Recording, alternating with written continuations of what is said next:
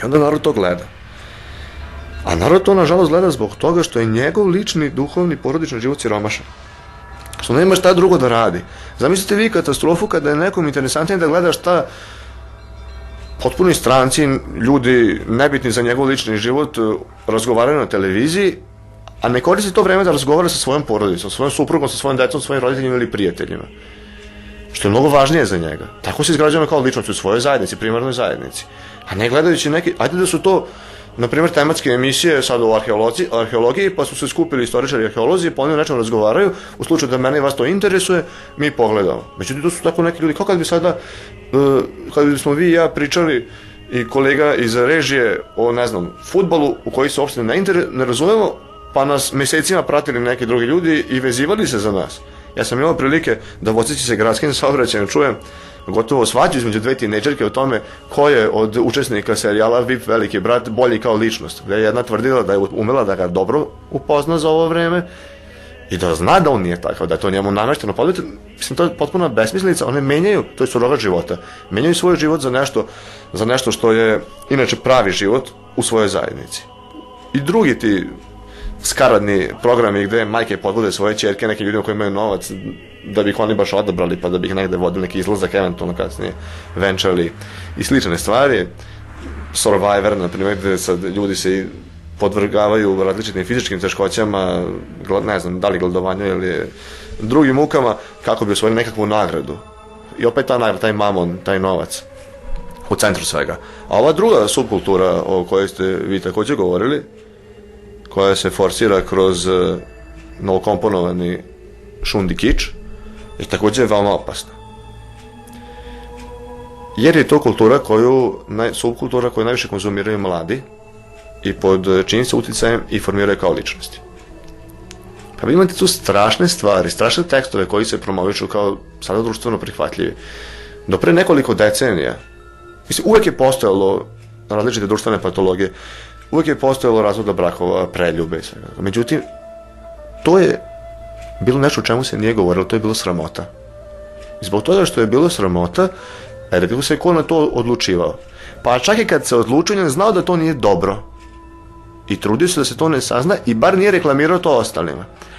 A sada vi u novokomponovanoj muzici, ako hoćete da napravite hit, samo govorite o preljubi. Da sad tu citiram neke tekstove, jer sam o tome pisao pa znam. Dok mi u trenutku žara tvoja burma kožu para, znam da sam pogrešila, ali se ne kajem, već ti se predajem. Znači, žena govori da zbog svoje telesne pohote svesno ulazi u odnos sa oženjenim muškarcem i možda zna negde da to baš nije u redu, ali svejedno, ona hoće zbog svog užitka, svog hedonizma, da to čini i to reklamira. Zatim, jedan od naših viđenijih, estradnih umetnika, govori o tome kako hvali se time kako uspeo da nagovori devojku koja je pred udajom da sa njim provede neku noć i poručuje, dođi opet kad poželiš da mu budeš neverna.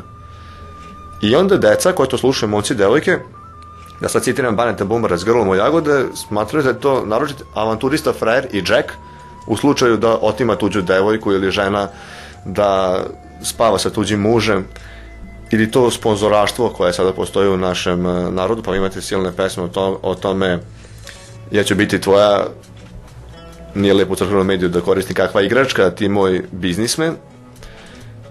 Zatim u nekim drugim tekstovima gde se traži bunda od nerca, dijamantski prsten ili auto, viđe me kako seda u tvoj crni BMW, ja ću, ne znam, uraditi to i to.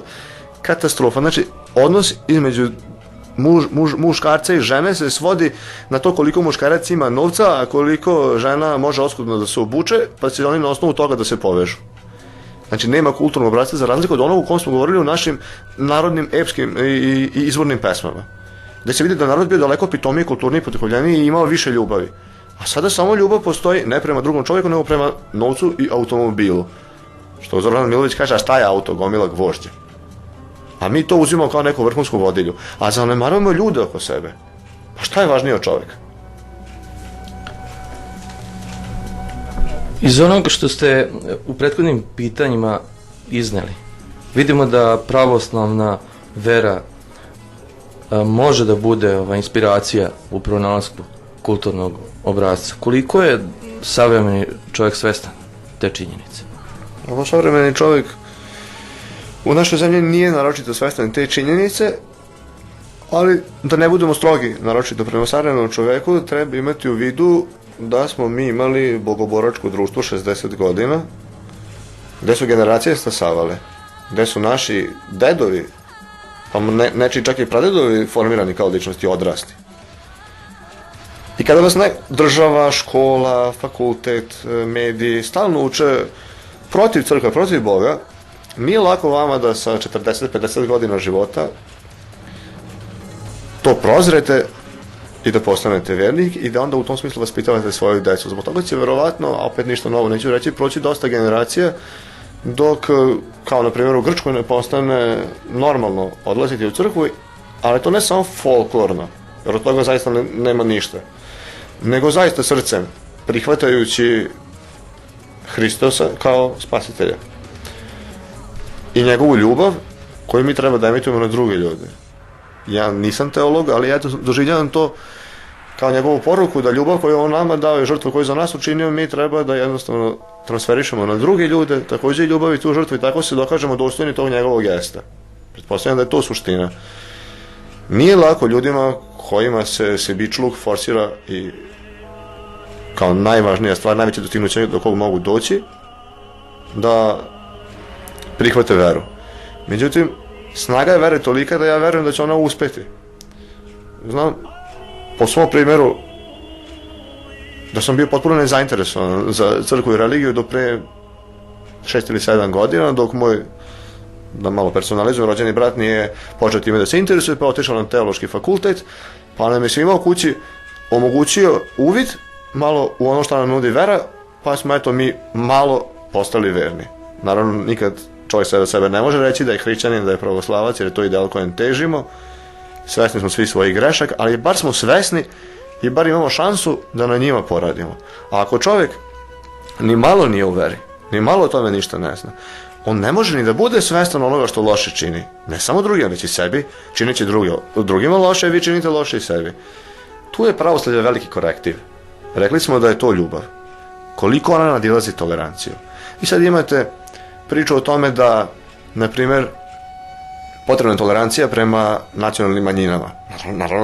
Naravno da je potrebna. Ali tolerancija je nešto strano čoveku, nametnuto mu u smislu da on, evo sad, nije tolerisao nekoga, bio je protiv njega, ali mu nekakav zakonodavac nalaže da mora da ga toleriše. Onda će on to možda raditi, ali pod represijom. I neće to istinski prihvatiti. Onda će ta manjinska grupa smatrati da je ona ugrožena od strane većinske grupe, pa je ona dužna da čini sve u borbi protiv te većinske grupe. I tu će se samo povećavati jaz. I možda ćemo eventualno nekad postići da živimo mirno jedni pored drugih, a ne jedni sa drugima, što nije ništa s aspekta hrišćanstva i ljudstva. A ukoliko bismo jedni i drugi prihvatili hrišćanstvo, ovdje dominantno hrišćanstvo bez obzira koje denominacije, i njegovu ljubav kao ono što će nas voditi u međusobnim odnosima, pa ako ćemo voljeti i te druge ljude, onda nije potrebna tolerancija. Onda smo svi jedno, svi radimo u interesu svih nas i naše zajedničke države i nema potrebe ni za asimilacijom, ni za tolerancijom, ni za borbom protiv većinskog naroda države od strane manjina, već svi radimo zajedno, volimo jedne druge. Pa nije Bog došao samo za jedan narod na zemlju da bude raspet, već za sve narode.